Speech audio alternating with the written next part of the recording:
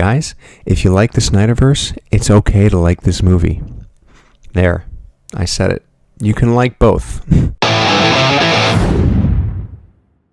Hey everyone, Andrew here, Super Fit Cosplay, and we have had a crazy week of scores and posters and trailers, oh my. So, now, I obviously put out a couple videos about the poster and what I thought about it, and the music, and of course my reaction to the trailer. So I've watched the trailer a couple more times, and I think I have found some really cool Easter eggs and sort of tributes and homages to different versions of the Superman, so I'm going to go through a little bit of those today. This is not an all-inclusive list. I'm sure that there are going to be more that I've missed, and there were a few that I saw that I didn't really touch on, just because they were very niche. But if you had seen some that I haven't mentioned, make sure you comment down below. I'd love to hear about it. I'd love to see anything that I might have missed, and sort of the nuances that you caught in this trailer. So, the trailer itself, I really loved it. I really did. Like I said in my last video, 7, 8 out of 10. Really great. The music, well, I'll get into that. Okay. So, all right. Some of the things that I've seen in the trailer that made me think, oh, that's interesting, or oh, I'm not sure about that, or oh, where are they going with this, or hey, cool little tribute. So first off, the suit. Okay, let's talk about the suit for a second, again, for the 1000th time. I'm still not convinced that he's just got the one suit. Like, I know the poster was very different compared to what we've seen. Like, it looks like it's more form-fitting, it looks like it's been edited in post, but now we're seeing this trailer, and the thing that gets me, okay, the texture on the shield itself looks very different in each shot that we've seen compared to that very, very first teaser of that S. It was like covered in snow. It just looks different. I don't think it's the same one, and I don't think that what we saw in the poster is the same suit that we're seeing in the trailer. So it's telling me that we may get a new suit by the end of it. Now, of course, those of you who follow the comics and the shows and different versions, there are a lot of versions where Martha Kent actually makes Superman his suit. So maybe that's what we're seeing. Maybe she has made him something based on this symbol that she had seen on his Kryptonian ship when he was a kid, and she's put like the shoulder pads and all the pads in there for a little extra protection for her baby boy. And maybe whatever we see on that poster, maybe if we do get another suit, it is something that's going to be made for him by a more professional or the Kryptonian, the Fortress of Solitude. So who knows? But I'm still not convinced that we're going to see one Superman shield. So that's that. The next thing, of course, we saw the first thing that we see is Superman crashing into the Earth, and he lands in this position, which is very reminiscent of a fetal position. So, obviously, Superman in all of the origin stories, now James Gunn has said that this is not going to be an origin story, we're going to open up in the middle of the action. Who knows, maybe this scene that we saw in the trailer is the actual first scene that we're going to see, where Superman just is down. But the interesting thing is, when I first saw this, what I thought it was Superman's ship coming to Earth. Of course it wasn't, because it's in the snow, it's probably close to the fortress, but that's the imagery that I got. So maybe this is just a tribute to that, since we're not going to actually see that in this non-origin story, and he wanted to put it in there, as in James Gunn did, to make sure that we got some sort of imagery of Superman coming to Earth. And this fetal position that he's in when he lands really tells me that they want to look at sort of giving us the image of him as a baby, helpless, waiting to be rescued, of course, by Krypto. Oh my god, Krypto. So that's that. So very interesting, open to that. The next thing, of course, is the font. Now, in my video, I think because of the coloring of it and how it was looking, it was giving me Doctor Who vibes, but obviously this is the same font that we saw in the 1978 Richard Donner film. So that's, of course, a tribute to the 1978 Superman. James Gunn has been very upfront about getting inspirations from different sort of Superman versions. 1978, All-Star Superman, Rebirth,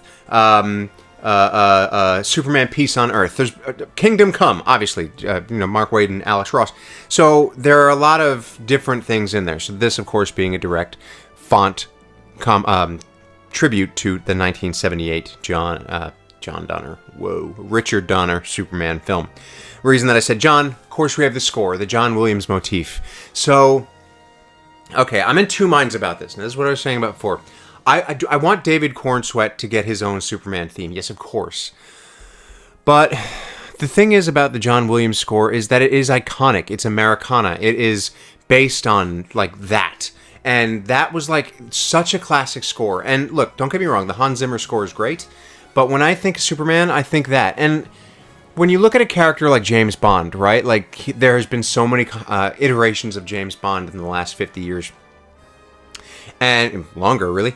And it's all got the same music. So it's like, Superman 1978, when it came out, was the definition of Superman in the movies. And so, bringing that back, I don't mind.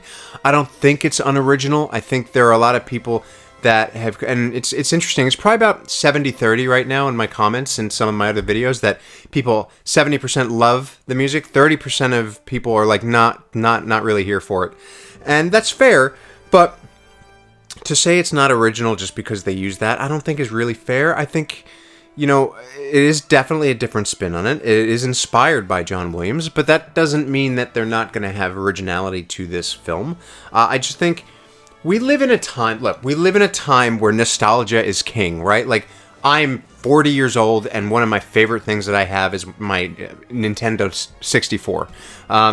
Or if I see, like, old Mighty Morphin Power Rangers toys, I'm like, I am buying those, because the nostalgia factor is real. Like, they don't make them like they did in the 70s, 80s, and 90s, and that goes for, like, sort of movies and toys and this and that and television shows, in my opinion. Like, obviously, that's my opinion. But that's the thing, is I think James Gunn knows that this demographic that is going to watch this movie, sure, it's going to be family, but a lot of us are people that grew up with this, and that's not the target audience, but it's certainly a big part of it. And I'll get to some of the imagery that I saw from Man of Steel as well, because he is definitely paying tribute to that, I feel, as well, because a lot of us also love the Snyderverse. And I don't think you can, it has to be you like one or the other. Like, if you like the Snyderverse, guys, if you like the Snyderverse, it's okay to like this movie. There, I said it.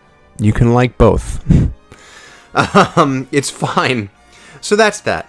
Then we get the Daily Planet. Okay. The Daily Planet Globe. Now, I believe that we saw the Daily Planet Globe since Superman Returns, but it's really interesting the way that it was laid out.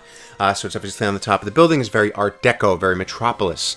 Very, very reminiscent of the Superman, the animated series. One of my favorite versions of Superman on the small screen. That font is very, very Superman, the animated series. So even there, he's pulling sort of inspiration from different aspects, the 90s Superman that the kids grew up with on the cartoons, which I thought was really interesting. And I love it. I love the way that it looks. I love the way that the Daily Planet looks, like going inside the Daily Planet. And that's the thing about a lot of this trailer, a lot of this footage. Like, it didn't give us a lot, but it gave us a good indication of the tone. And pretty much everything that I was looking at in this trailer looked like it could be ripped from a cartoon or a comic book panel. And I don't think that that's a bad thing. You know, a lot of people are like, it's campy, it's this, it's got crypto, it's dumb. But then those are the same people who are like, we should pay tribute to the comics. So, like, everything in there is, like, comic accurate. You gotta, like, take one with the other. It can't be just, like, one version, right? So, like, looking at the cinematography and how it's been done, it's like everything looks like it could come off of a comic book page and into this film. Like the colors of the outfits, the little girl that he rescues from the kaiju's foot and it's exploding all the cylinders, she looked like she's pulled right out of a comic book. Like, it very much reminded me of a shot that I did that was edited by Judah Talon. I'll put it up here somewhere, but it was just a really cool shot, and it was just like, it's out of a comic, and that's Superman. It's like he's coming to save the day. He doesn't have to be this, like, realistic thing. He can be a little bit comic booky. He can be a little bit campy. He can be serious and heartfelt. So that's another thing that I really loved about that. So the Daily Planet. The next thing, so in Baravia. So I know this is Baravia because you could see it on the news headlines, which of course Baravia was featured in some of the Superman comics. This is where we see that little boy raising the Superman flag. This looked to me like the Death of Superman flag. Of course, the Death of Superman back in the 90s was the biggest comic book to come, and the cover featured, and a lot of the symbolism featured, Superman's cape as a flag, as a memorial, or as a grave site, and that's what this looked like. So I was like, that's interesting. So it makes me wonder, is there going to be at some point a point where these characters, these people in this world, think that Superman's maybe dead? Because the way that this kid, like, holds this pole and he's just like, Superman, it's like, you could take that one of two ways. Is he wishing that Superman was there to help, or is he wishing that Superman was alive to help? It's like he's missing Superman. So it was definitely, I got the death of Superman vibe from that flag. Now, there's of course a lot in this movie where it looks like the people are turning on Superman. Why? We don't know. Is it because, you know, Superman has come in and, you know, has been framed for something, or has he been being grouped into a group of heroes or aliens that don't do a great job, and so people automatically think that that's what he's doing? A couple of you have joked about the guy throwing the piece of garbage at his head was a Snyder cultist. I'm I'm not gonna lie. I don't like the divisive nature of that, of Snyder versus non-Snyder, but I thought that that's kind of funny. Maybe that was done on purpose. Who knows? But yeah, so there's that. So now we get into some of the more specific things that I saw. So, for example, imagery from Superman Returns, a little bit of tribute to Superman Returns. So obviously, Superman is fighting Ultraman at one point on a baseball field. Of course, in Superman Returns, his first return is on a is on a baseball field, which I don't know if that was intentional or not. Maybe it wasn't, but I just thought that was cool. But also, then there's that image of Superman and Lois flying up. It looks like it's inside the Daily Planet, maybe. They're kissing. That is very much looks to me like Superman and Lois from Superman Returns, having a very similar embrace, flying up in a very similar way. Also, interesting point where we see Lois and Clark kissing. So that's telling me that this version, potentially, Superman has told his identity to Lois Lane. I'm going to guess that Lois knows who he is, because she's kissing both of them at one point in the trailer. So that'll be an interesting choice. And especially if we're opening with a world that already knows who Superman is. He's established, he's there. It would not surprise me if that was the case. Superman Returns as well. There's that in the beginning of the trailer, when we first see Clark and he goes inside, and then you see him turn around and he's looking. That was a very Brandon Routh look that I thought that I saw, and that was interesting. So I'm going to try to put all the images up that I'm talking about, but it was a very Brandon Routh looking Clark Kent, the expression anyway.